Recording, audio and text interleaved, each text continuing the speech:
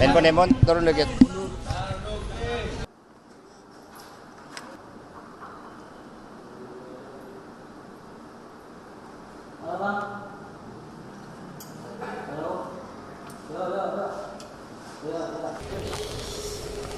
Baik, terima kasih teman-teman pers. Jadi pada hari ini saya memenuhi tanggung jawab saya sebagai warga negara, dan sebagaimana saya sampaikan sebelumnya, saya bersedia datang dan siap datang ketika diminta keterangan oleh KPK. Karena itulah hari ini saya diminta keterangan sebagai saksi terhadap dugaan tindak pidana korupsi yang dilakukan oleh mantan komisioner KPU. Beberapa pertanyaan sudah saya jawab dan segala sesuatunya sudah saya tempuh, termasuk menandatangani berita acara di dalam pemberian keterangan sebagai saksi. Ada pertanyaan? Ada pertanyaan Pak yang diajukan Pak tadi Pak. Pemeriksaan secara garis besar Pak. Apa aja? Ya, kalau pemeriksaan ini kan nanti garis besarnya dari pihak KPK yang akan menyampaikan, karena terkait dengan materi yang masih dalam proses untuk menegakkan hukum tersebut. Kami percayakan seluruhnya. Jadi ada sekitar 24 pertanyaan termasuk biodata. Ada pertanyaan terkait Pak Harun Pak? Ya, ada pertanyaan. Saya jelaskan seluruh aspek kronologisnya. Aspek kronologis mengapa partai mengambil keputusan terkait dengan pemindahan suara almarhum Bapak Nasaruddin Kemas, karena itu adalah sebagai bagian dari kedaulatan partai politik dan ada presidennya untuk itu. Almarhum Sutradara Ginting juga meninggal dan kami limpahkan suaranya kepada kader yang menurut partai terbaik. Jadi kami juga memberikan keterangan terkait dengan hal tersebut. Mengapa Saudara Harun, kami juga berikan keterangan karena yang bersangkutan punya latar belakang yang baik. Sedikit dari orang Indonesia yang menerima beasiswa dari Ratu Inggris dan memiliki kompetensi di dalam international economic law. Pak, saat ini kan memiliki suara yang lebih sedikit dibandingkan Ibu Listri April ya? Ya, sama dulu ketika Bapak Sutradara Ginting digantikan oleh Pak Irwansyah juga memiliki suara yang lebih sedikit. Di situ ada pertimbangan strategis dari partai. kalau Pak DP tahu Pak sekarang posisi Harun di mana? Saya tidak tahu. Apakah menghimbau untuk menyerahkan diri?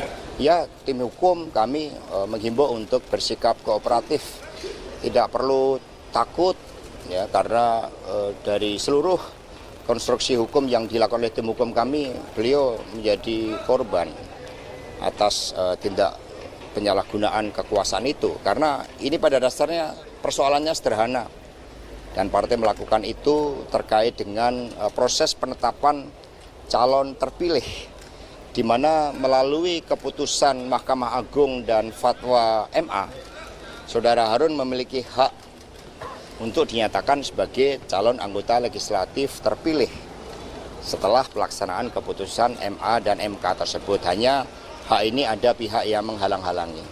Pada prosesnya itu ada suap yang dilakukan Pak. Bapak sendiri tahu nggak Pak ada suap itu Pak?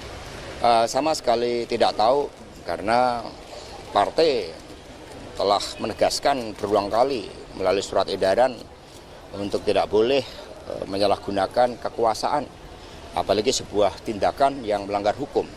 Nah, karena itulah rekan-rekan pers, sebaiknya kita percayakan seluruh proses penegakan hukum tersebut. Saya hadir karena saya juga percaya terhadap seluruh proses penegakan hukum yang dilakukan oleh KPK. Ya, terima kasih. Pak Yasona dianggap dapat merintangi kasus dan bermain dua kaki Pak. Pak Harun Gimana Pak? Gimana Pak? Coba ya. Pak Yasona Pak. Awas ini.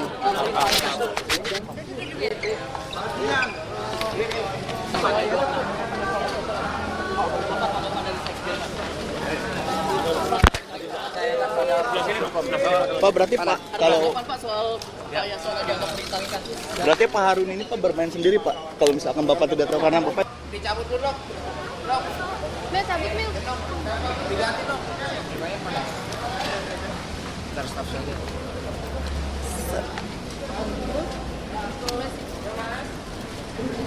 Pak terkait hal tersebut, Pak.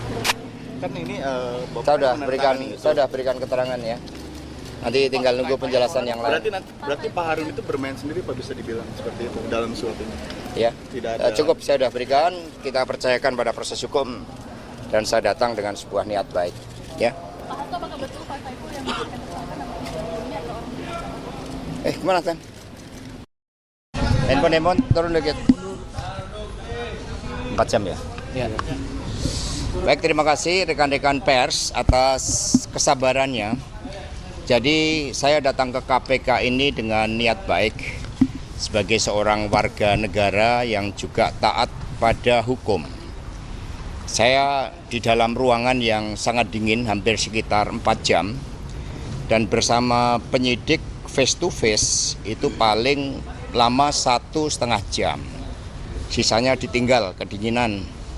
Dan kemudian pemeriksaan saya belum masuk materi pokok perkara karena di tengah-tengah itu kemudian staf saya yang namanya Kusnadi itu dipanggil katanya untuk bertemu dengan saya, tetapi kemudian tasnya dan handphonenya atas nama saya itu disita, sehingga kemudian kami tadi berdebat karena sepengetahuan saya sebagai saksi di dalam kitab Undang-Undang Hukum Acara Pidana, saya berhak untuk didampingi penasihat hukum. Dan kemudian akhirnya ya saya memutuskan bahwa pemeriksaan nantinya untuk dilanjutkan pada kesempatan lain. Dan kemudian ada handphone yang disita dan saya menyatakan keberatan atas penyitaan handphone tersebut. Ya karena segala sesuatunya harus didasarkan sesuai dengan hukum acara pidana. Karena ini sudah suatu bentuk tindakan yang pro justisia. Sehingga hak untuk didampingi penasihat hukum itu seharusnya dipenuhi oleh mereka yang menegakkan hukum. Sehingga teman-teman pers kemudian akhirnya ya kami menyampaikan ya kalau gitu nanti pada kesempatan lain kami akan datang memenuhi undangan dari KPK sebagai wujud tanggung jawab dan komitmen kami sebagai warga negara. Terima kasih. Mas, apa informasinya bahwa mungkin dari penasihat hukum dulu, silakan.